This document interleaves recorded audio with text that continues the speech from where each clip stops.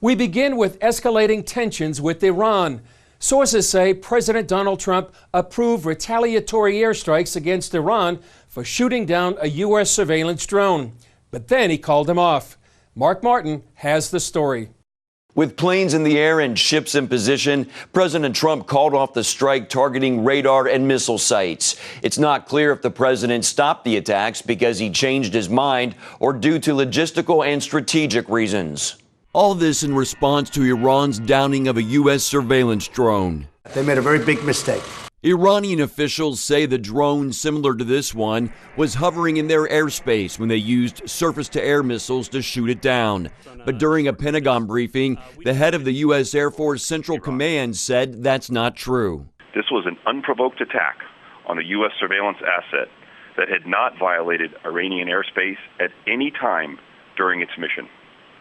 This attack is an attempt to disrupt our ability to monitor the area following recent threats to international shipping and the free flow of commerce.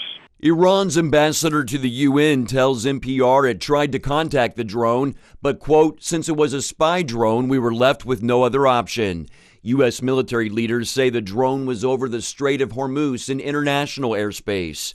The shootdown follows a string of incidents in recent weeks, including attacks on 6 commercial ships in the region, Iran suspected in all of them.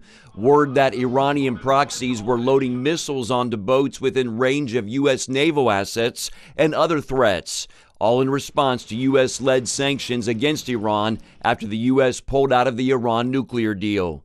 Lawmakers are split on what the next move should be. Some urge caution, others just the opposite. We're worried that he and the administration may bumble into a war. The only way Iran changes its behavior is if they believe America will put options on the table that would create pain for the regime.